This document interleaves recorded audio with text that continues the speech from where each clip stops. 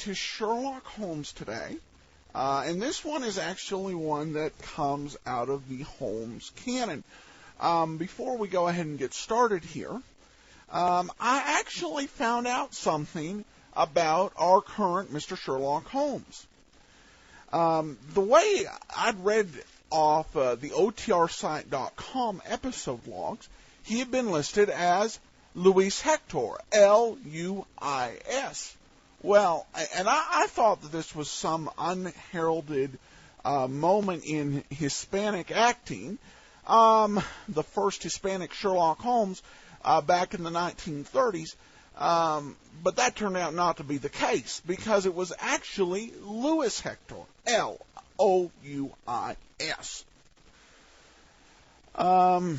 So he was actually a longtime Broadway player from 1922 to 57. We know he was born in 1883, but we have no record, wasn't able to find on IMDb, as to when he actually died. I did, however, note that he did guest star on Tales of Tomorrow, a 50s science fiction show, and he played on an episode where they discovered a device that would allow people to live indefinitely. So maybe that wasn't fiction, but he was just the main beneficiary. So if you're out there, Mr. Hector, happy 126th birthday. But we're going to get into today's episode. This one is actually based on the Sherlock Holmes canon. This one's the Devil's Foot. Before we do get started, I want to let you know about Netflix. Netflix has a great assortment of detective shows, including several Sherlock Holmes. As of this recording, the first part of October is when we're recording this, was able to actually watch 2 Holmes movies right off Netflix without leaving the house, right from the computer with instant watch. They've got more than 10,000 different films that way, in old releases, new releases, but plus you can get an unlimited amount of movies through the mail at a reasonable price. I encourage people to try Netflix for themselves. You can try it out for 2 weeks free. If you're interested in signing up for a trial, seeing if Netflix will work for you as a great budget option in this tight economy, go to netflix.greatdetectives.net. That's netflix.greatdetectives.net. You got any comments on the show, feel free to email me, box13@greatdetectives.net. And as always, we encourage you to cast a vote for the show over at podcastalley.com. But we're going to go ahead and get into today's episode, The Devil's Foot. Oh, yes, I suppose I am. Matter of fact, the adventure I'm going to relate was one of the most gruesome experiences I ever hope to encounter. I never think of it if I can help. Oh, perhaps I'd better not tell it after all. Brings up memories that I'd rather... Now come, Dr. Watson, you're not going back on us now. The Cornish Horror, or The Adventure of the Devil's Foot. That was the name, wasn't it? Yes, The Devil's Foot. The very word still makes my spine tingle with horror. Oh, well, I'll get on with it. Good. It was the spring of the year 1897. Holmes' iron constitution had shown some signs of giving way due to a particularly arduous and nerve-wracking winter. In March of that year, Dr. Moore-Ager of Harley Street gave positive injunctions that Holmes get out into the country. Protracted rest. Holmes demurred first, but I finally persuaded him.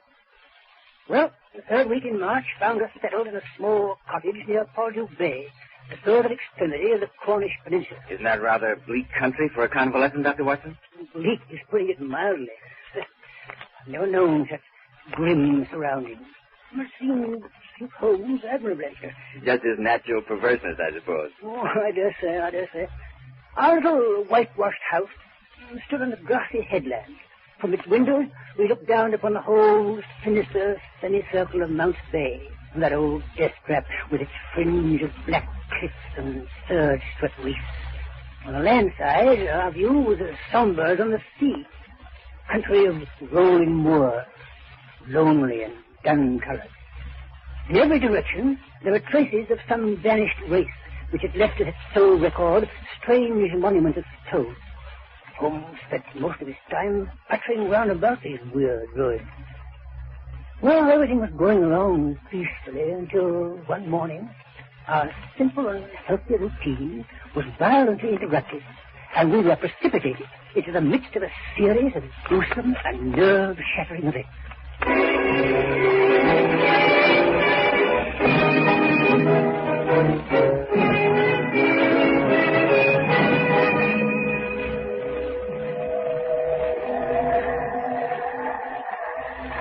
Quite a surf this morning, eh, Watson? You can see the spray flung up against our windows, and we're a good 100 feet above sea level. I don't think I shall venture out today. Bad weather. The old boy is certainly lashing himself into a fine frenzy. What do you mean, the old boy? The devil, Watson. The devil himself. What are you raving about? Didn't I tell you that the natives hereabouts refer to that seething death trap down there as the devil's cauldron? They think the old gentleman himself lives there. Dear me, how unsettling. Yes, a very interesting superstition. You know, Watson, that this locality is supposed to have been the last resort of devil worship in England. Many scientists believe that those huge prehistoric monuments of stone were part of a temple given over to the Prince of Darkness. Preposterous. I don't know. As logical as most of the theories that endeavor to explain their existence. The superstition goes on to say that when the devil was finally driven from his temple, he took refuge in the bay down there. Yes, they claim that on stormy nights you can hear his hoofbeats as he races up and down the rocks. Hey, Holmes, what are you trying to do? Be a case of nerves? No, what's this? Someone running up our path. His smoke flapping about like a giant's bat. Why, it's that Tregennis fellow, the one who forged with the vicar. What about Tregennis, eh? Wonder what's happened. Face as white as sheet. Open the door, Watson. Open the door. Mr. Holmes. Yes. Thank heaven I find you at home. The most terrible thing has happened. I can scarcely believe Sit it. down, my dear fellow. Sit down. Yeah, that's better. Now, perhaps you can tell us what's happened. Slowly, take your time. My family, my sister and my two brothers. It's too terrible. Why, just last night I was with them at the house. Titanic Water, it's called. All well and happy, with great cards. And now, without warning, I can... Easy, again. It's easy. Perhaps if you can manage to give us a few of the facts. I left them there last night. My sister Brenda and my two brothers, Owen and George. What time was that? The clock in the church steeple over at Powdew was chiming 10 o'clock as I closed the door behind me. I had left them all in the card room, laughing and in good spirits. And? This morning, being an early riser, I was out taking a walk before breakfast when Dr. Richards overtook me in his carriage. With the news that he'd been sent for on a most urgent call from Titanic Water. Something terrible happened to my family. I jumped in beside him and he whipped up the horses. And what did you find at Titanic Water? Oh, Mr. Holmes, it was terrible, ghastly. My two brothers and my sister there in the card room just as I had left them. But what a change, what a ghastly change. Yes. Brenda lay back, stone dead in her chair. And my two brothers sat on each side of her, laughing and shouting and singing. The senses sticking clean out of them, and all three of them. My dead sister and my two demented brothers retained upon their faces an expression of ghastly horror, a convulsion of terror. Oh, I tell you. Yes. Dr. Richards was so overcome at the sight and fell fainting into a chair. Anyone else in the house besides your sister and brothers? Only Mrs. Porter, the old housekeeper. But he said there's nothing during the night. I presume it was she who found him this morning. Yes, she always goes through the house in the morning, airing it out before the family comes down. When she reached the card room, she found them. The shock was too much for her. She had a nervous collapse. We had to put her to bed, I don't wonder. Most exceptional case, most exceptional. That's what we thought. We could find no traces of strangers in or around the house. Nothing was stolen, nothing touched. The vicar believes you're the only one who can solve the case, Mr. Holmes. You insisted I come to you. I'd be only too glad to handle the matter, of course. But first I must ask you a few questions. Anything, Mr. Holmes, anything. To begin with, Mr. Tregennis, why do you live with the vicar separated from your family? Any coldness or misunderstanding? Well, as a matter of fact, we did have a slight argument a few years ago. About some property it was. But that was all settled long ago. We were on the best of terms. Right. Now, Mr. Tregennis, if I'd like to call anything at all that was out of the ordinary. There was one thing that occurred to me. Yes. As we sat at the card table, my back was to the window. George was facing me. Suddenly I saw him look hard over my shoulder out of the window. I turned quickly, and just for a moment I thought I caught a glimpse of something moving. Man or animal? I don't quite know. My brother said he had the same feeling. You investigated? No, Mr. Holmes, we did not. Oh, my. It seemed totally unimportant. silly, in fact. You had no premonition of evil? No, Mr. Holmes. Would to heaven we had. It's uncanny, that's what it is. Something came into that room, and that something killed my sister and dashed the light of reason from my brother's mind. Something devilish it was. That should prove to be the case. I fear I shall be of very little assistance, Mr. Tregennis. Come, Watson, come. I think perhaps you'd best go down to Tredenick Quarter at once.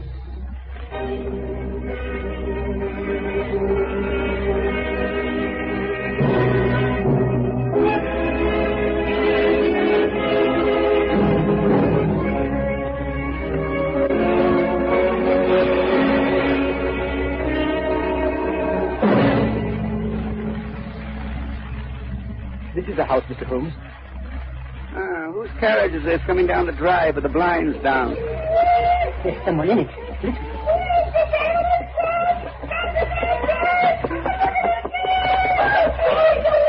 My brothers, my poor brothers. It's Dr. Richard's carriage. He's taking him to Hudson. It's so awful, my poor brothers. Easy, Tregennis. Keep a stiff upper lip, man. We've got to find out who's responsible for this atrocity. Yes, I suppose you're right. I'll do my best. Stout fellow. Which are the windows of the card room? This one here. Oh, my. Holmes, look out. You upset the water. Oh, dear. How clumsy of me. Sorry, Tregennis. I'm afraid I've drenched your boots. No matter, Mr. Holmes, no matter. Shall we go in? Yes. I've seen all I need out here. This way. Card room is over here. You notice anything, Watson? No, I can't say I do. This is the card room. And I see the window's still open. Housekeeper left it that way, I suppose. Yes, she said it was locked on the inside when she came in. Quite so. Candles quite gutted out. Yes, cards still on the table. They've not risen from their chairs, I take it. And you left about 10. Well, that sets the hour of death at sometime before 11. Fire burned out. A fire. Had they always a fire in this small room on a spring evening? It was cold and damp last night, Mr. Holmes. The fire was lit shortly after my arrival. That seems to be about all. No disturbance of any kind. Strange. Oh, come along, Holmes. This room gives me the jumps. There's something about the atmosphere. As though death was still hovering in the air. I wonder. What are you going to do now, Mr. Holmes? I think I shall resume the course of tobacco poisoning which Watson so justly condemned. Come, Watson, come. We shall return to our cottage. If anything occurs to me, Mr. Tregennis, I shall communicate with you.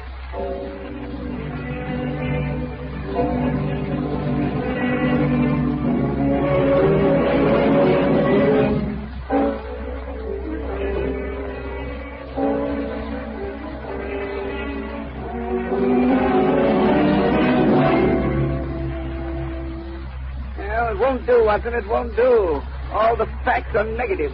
I say, you think Mr. Dennis's account of his actions last night was truthful? Quite, Watson, quite. Remember the incident of the spilt watering can? And I did that to obtain an impression of his foot. I take it you succeeded. I did. With that printed sample, I was able to trace his movements last night. His story is correct. He left the house about 10, went straight back to the vicarage, and didn't return. Nor did anyone else enter or leave the house. Then it must have been the man, or the animal, that they thought they saw in the bushes. He must have returned and frightened them to death. There's no such man or animal, Watson. Last night was a dark night, and anyone who had the wish to frighten these people would have been compelled to put his face against the glass before he could be seen. Well? There's a 3-foot flower border outside the cardroom window. And there are absolutely no footprints in there. Yes, but doesn't that mean? It means Mrs. Tregennis' sister and her 2 brothers were alone when death struck the sister down and drove the brothers insane. Yes, hold that. Why, that is supernatural. I hope not, Watson. I hope not. Look, Holmes. Here comes another visitor at our house. A stranger this time. Big, savage-looking fellow. My word, look at that huge head with the deep eyes and the grizzled beard. And that, my dear Watson, is none other than the famous Dr. Leon Sterndale. Sterndale? What's the lion hunter and explorer? Exactly. What's he doing in this neighborhood? I've heard he owns a little cottage about 5 miles down the coast. He's coming to live there after to by himself, but he isn't off on one of his expeditions. Never mind, Watson. Never mind. I'll do the honors of town. Come in, Dr. Sterndale. Come in. Mr. Holmes, I presume? Yes, right. This is my friend, Dr. Watson. How do you do? Mr. Holmes, I've come to you about the Tregennis affair. Oh, yes. The police are utterly at a loss, but you have a keener brain. Pardon me, Dr. Sterndale, but why are you so concerned in this affair? Well, you see, as a matter of fact, during my many residences in this locality, I've come to know the family of Tregennis very well.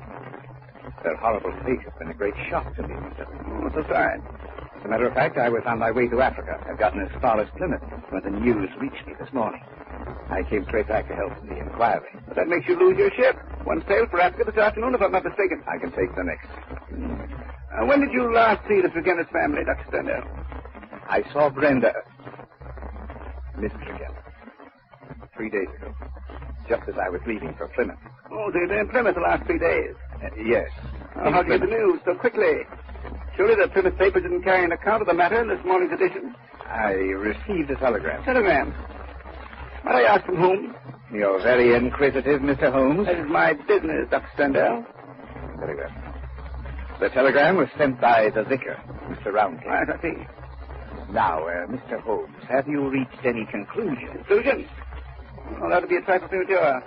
But I have every hope of bringing this matter to a satisfactory termination. Satisfactory to me, that is. Would you mind telling me of your suspicions point in any particular direction? I don't feel this is the moment to answer that question, Dr. Sterndale. And I see that I've been wasting my time. I need not prolong this visit. Good afternoon, gentlemen. Close-mouthed fellow, that Dr. Sterndale, eh, Holmes? He told us more than he realized, Watson. But he knows even more. How could he? If he was in Plymouth. But was he, Watson? Was he? That statement is something for us to look into.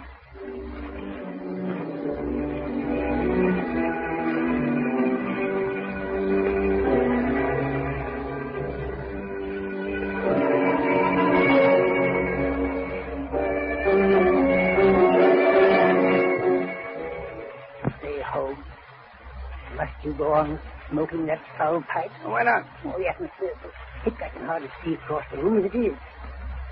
Oh, no, I feel depressed. Who knows what evil thing is talking abroad in our neighborhood? Light the lamp, Watson. It's the gathering twilight that makes you gloomy. Oh, rubbish. Look here, Holmes. Yes? What about that Dr. Sterndale? Do you think he did it? No, Watson. I've been in communication with the Plymouth Hotel. His story is correct. He had been there for the past 3 days. We did receive a telegram from the vicar this morning. And he couldn't possibly have had anything to do with the Tregennis tragedy last night. Oh, now what? Open the door, Watson. Open the door. Oh, my dear vicar. Come in, come in, come in. Dear me, you look as though you've seen a ghost. It tracked him down, the curse of the family. He's dead. Dead with that same look of terror on his face. Who's dead? Mortimer Tregennis in his study at the vicarage. My servant found him there, sitting beside his table, his face turned towards the window, and distorted with that same convulsion of fear that marked the features of his sister. Oh, my poor parish! Satan himself is loose among us. We're devil-ridden, Mr. Holmes, devil-ridden!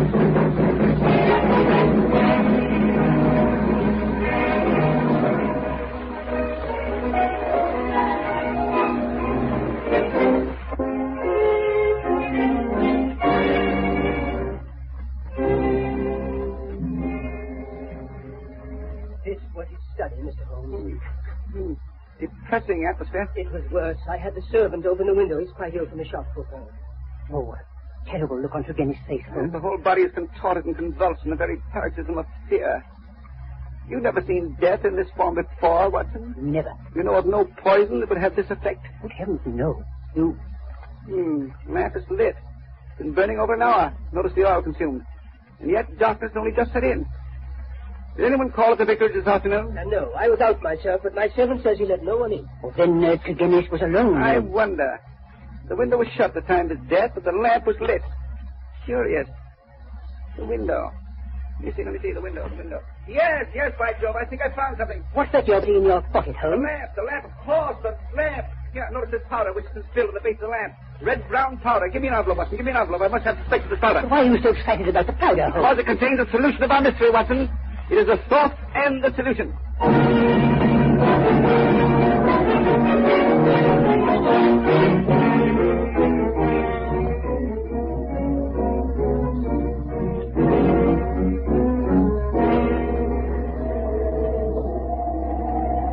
I say, Holmes, you haven't touched your supper. Oh, what a foul night. The wind's rising again. Oh, his face is getting on my nerves. Be quiet, Watson. Be quiet. I don't want to be quiet. I want to talk. I'm tired of sitting here listening to that wind and the roar of the surf down below. So, well, why did you send for Dr. Sterndale? Because he is an authority on obscure African poison. Poison? Why are you interested in poison? Watson, there are two striking points in common in both cases under observation. Yes? In both cases, the atmosphere of the room had a curious effect on the persons who first entered it. The housekeeper and the vicar's servant both were overcome, as was the doctor who was called in. That's right. I hadn't thought of that. The room was still stuffy when he entered. Right. In each case, there was combustion going on in the room. The fire in the first place, and the lamp in the second. And the lamp was not necessary. It was still daylight when it was lit. Yes, but don't you see? Something was burned in each case, which produced an atmosphere causing strange toxic effects. An unknown poison. Good heavens. I believe we have a sample of that poison in the brown powder spilled on the base of the lamp. But how are you going to prove it? I'm going to burn some of that powder and notice its effect. Just a small pinch of the powder. Perhaps you'd better leave the room, Watson. Leave you alone in here? Certainly not. I warn you, it's risky. Oh, confounding. Well, come on, let's get on with this. Very well. Place your chair opposite mine. Then we can watch each other for developments. Right. Come along, I'm ready. Good. And I put a pinch of the powder into our lamp. What a pleasant smell. Musky. Supple. Nauseous. Oh, listen to the wind. Holmes. I'm afraid. I don't know why. That wind.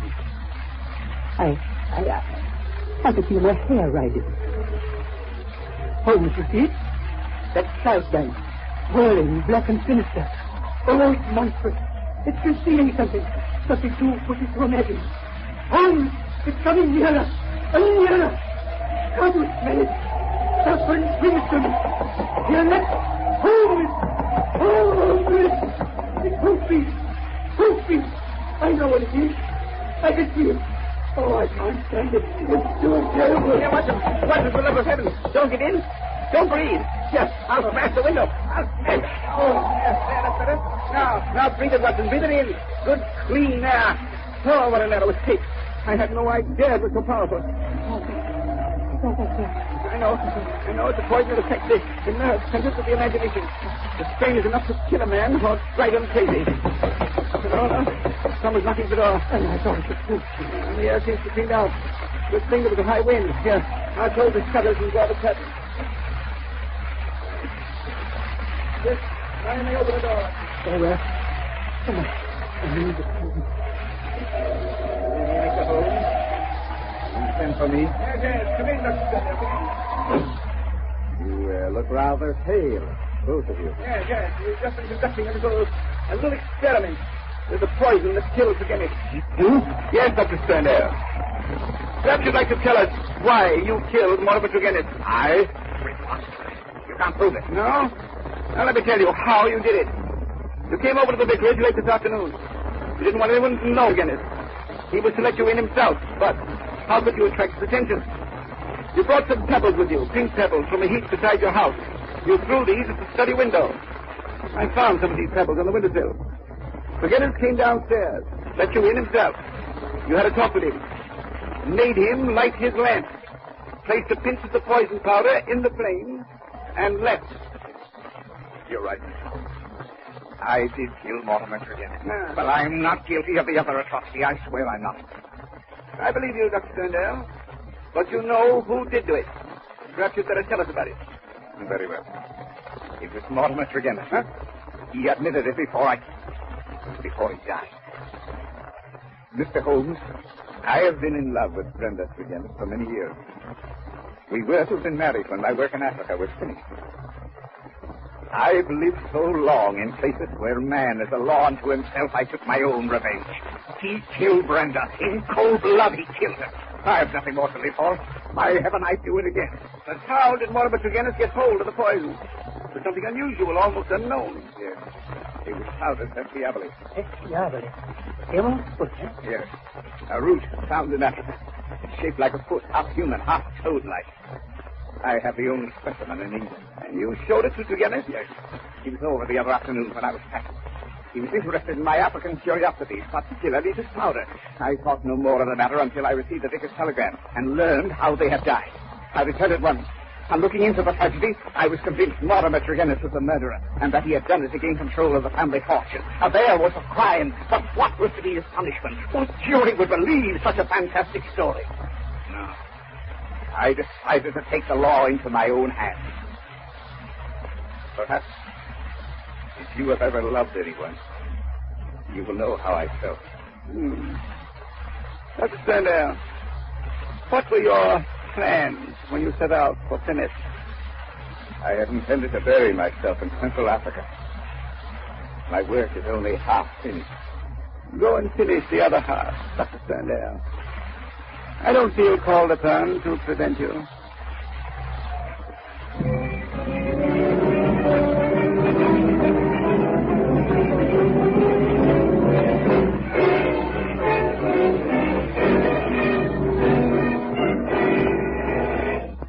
What a gruesome story, Dr. Watson. Yes. Next to the famous Hound of the Baskerville adventure, that was the most gruesome experience we ever had. There's just one thing I'd like to know. What did you think you saw in that cloud of smoke? Mr. Bell, you'll have to believe me when I tell you that it was too horrible to mention. Just to think of it was enough to make my blood turn to water. I don't wonder. Well, let's not think about it anymore. Ladies and gentlemen, today those who need money for emergencies will find that the Household Finance Loan Plan makes that money available quickly and privately. Quickly because there is no red tape involved in the making of a household finance loan. Privately because you need not call upon relatives or friends for help. The Household Finance Loan Plan is truly the simple modern way to borrow cash. And the plan is open to single persons and married couples. And both may borrow on their own signature. Anyone who can make regular monthly payments may apply. Why not spend a profitable hour tomorrow talking over your money problem? Get your bills together and then visit a household finance office early Monday morning. Discuss your situation with a friendly household finance representative in a private consultation room. And remember, household finance believes that a loan in itself is not sufficient. Their plan goes further. Once a household finance loan has helped you make a fresh start, Household's Doctor of Family Finances will help you keep even with the help of his money management plan of ordered spending. Ordered spending is not another old-time, cut-and-dried budget system, but a practical method of stopping those tiny leaks in the family pocketbook that are daily robbing you of many of the rewards of life. Act Monday. Don't delay. Arrange for a household loan and help yourself to a fresh start. There are 193 locally managed household finance offices in 134 cities, and you'll find an office conveniently located in your city.